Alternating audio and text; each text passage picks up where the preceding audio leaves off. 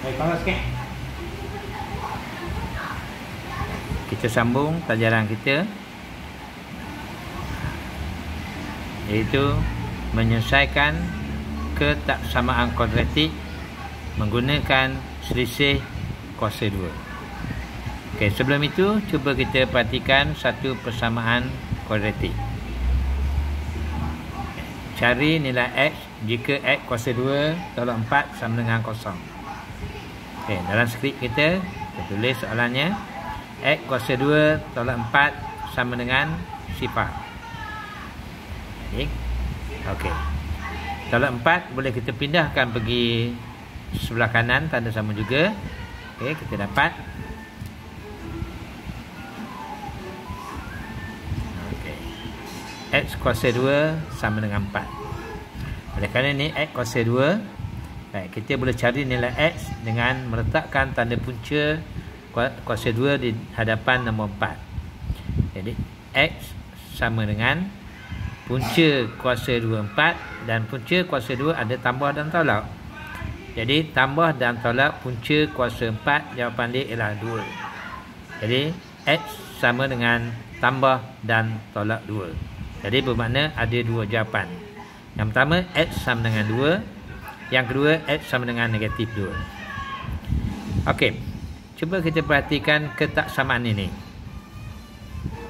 Cari julat nilai x jika x kuasa 2 tolak 4 besar pada sifar. Kalau kita imbas tengok soalan lebih kurang. Jadi berkemungkinan banyak pelajar akan menggunakan cara yang sama seperti menyelesaikan persamaan. Okey. Jadi kita tulis soalan, x kuasa 2 tolak 4 besar pada sifar. Okey. X kuasa 2 besar pada, kita pindahkan negatif 4 pergi sebelah kanan persamaan. Jadi x kuasa 2 besar pada 4. Okey, kalau kita ikut persamaan, okey, bila kita ada kuasa 2, punca kuasa 2. Punca kuasa 2 ada dua jawapan, tambah dan tolak. Jadi punca kuasa 2 4 ialah 2. Jadi x besar pada tambah tolak 2. Okey. Jadi ini kita ikut betul-betul seperti kaedah di atas. Di atas ialah persamaan, sedangkan di bawah ialah ketaksamaan. Jadi dia tak sama dengan persamaan. Jadi kaedahnya lain. Jadi jawapan ini adalah jawapan yang salah. Kerana kalau kita perhatikan x besar pada 2, kita ambil contoh. Nombor besar pada 2 ialah 3. Jadi 3 kuasa 2 tolak 4. 3 kuasa 2 ialah 9, tolak 4 ialah 5. 5 besar pada 0 ialah pernyataan yang benar. Betul. Kita ambil yang kedua, x besar pada negatif 2. Nombor besar pada negatif 2 ialah contoh negatif 1. Jadi negatif 1 kuasa 2 tolak 4. Negatif 1 kalau kuasa 2 ialah 1. Jadi 1 tolak 4, jawapan dia negatif 3. Negatif 3 besar pada 0 ialah satu pernyataan palsu. Jadi x besar pada negatif 2 adalah bukan jawapannya. Jadi sebab itulah jawapan ini salah. Jadi cara menyelesaikan soalan macam ni, kita terpaksa menggunakan selisih antara dua kuasa 2. Okey, cuba perhatikan. Okey, cara yang betul. Cari julat nilai x jika x kuasa 2 tolak 4 besar pada 0. Jadi kita ambil, kita tulis dalam skrip kita ketaksamaannya, x kuasa 2 tolak 4 besar pada sifar. Okey. Jadi x kuasa 2 tolak 4 sebenarnya boleh difaktorkan kerana dia ialah selisih antara dua kuasa 2. 4 ialah 2 kuasa 2. Jadi x kuasa 2 tolak 2 kuasa 2. Okey. Tukar dia menjadi x kuasa 2 tolak 2 kuasa 2 besar pada 0. Merupakan x kuasa 2 tolak 2 kuasa 2 merupakan selisih antara 2 kuasa 2. Maka dia boleh difaktorkan. Jadi kurungan pertama kurungan kedua. Kurungan pertama X tambah 2. Kurungan kedua X tolak 2. Okay, jadi dia adalah besar pada sifar. Selepas ini kita lukis graf untuk penyataan di atas.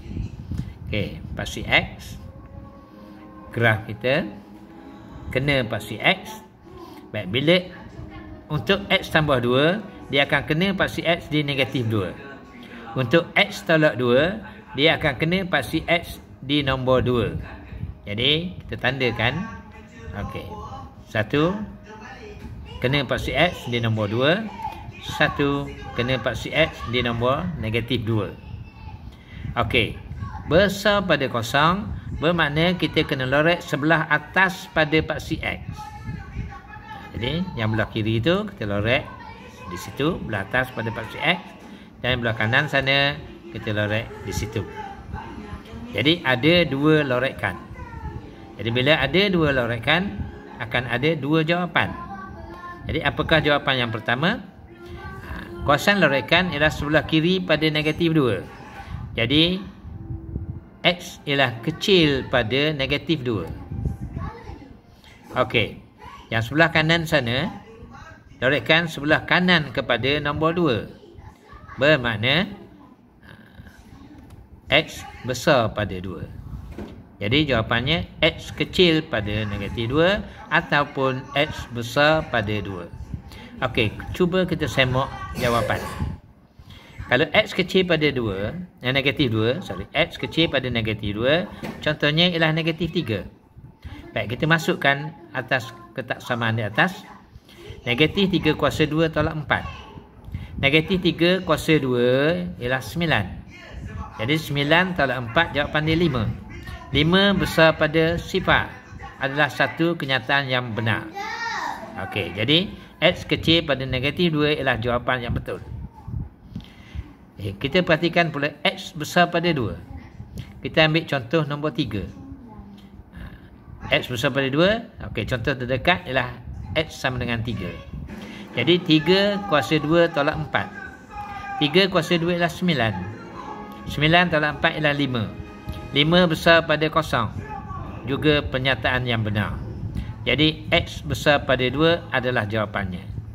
Jadi kedua-dua jawapan, X kecil pada negatif 2 dan X besar pada 2 adalah penyelesaian bagi ketaksamaan X kuasa 2 tolak 4 besar pada 0.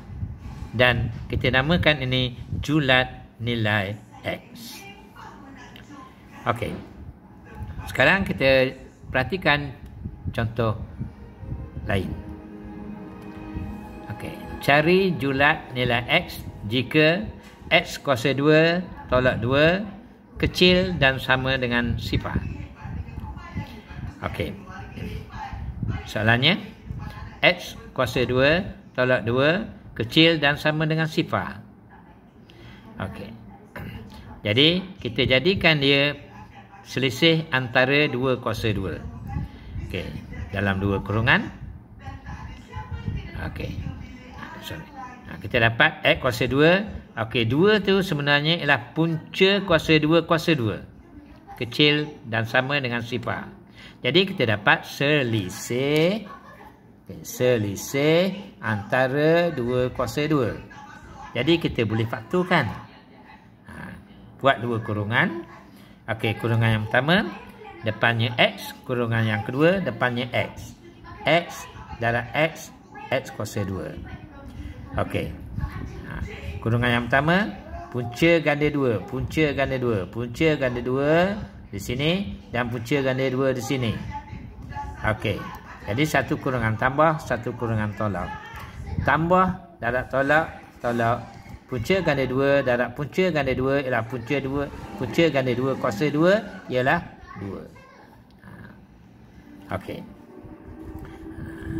Sampai di sini kita kena lukis fungsi graf tersebut. Okey, paksi X graf kita. Okey, untuk X tambah punca ganda 2 ni, paksi X kena negatif punca ganda 2. Dan untuk X tolak punca ganda 2, kena paksi X di X di punca ganda 2 positif. Okey. Jadi positif punca ganda 2 sebelah kanan, negatif punca ganda 2 sebelah kiri. Oleh kerana kecil pada kosong, jadi lorekannya ialah di bawah paksi X, di sebelah bawah. Jadi tempat lorekannya ialah di situ. Ya? Hanya satu kawasan lorekan. Jadi jawapannya hanya satu. Jadi bermakna X duduk di tengah-tengah. Okey. Dengan simbol kecil-kecil. Okey. Sesuatu kecil pada X, kecil pada sesuatu. Jadi apakah nombor di sini? Ialah nombor yang belah kiri ni, negatif 2. Apakah nombor di sini? Ialah punca ganda 2. Okey. Jadi sebelah kiri ialah negatif punca ganda 2, sebelah kanan ialah punca ganda 2. Jadi saya harap anda semua faham. Jadi apabila keluar dalam soalan, jangan panik. Itu saja. Ingat apa yang kita belajar. Sekian, terima kasih.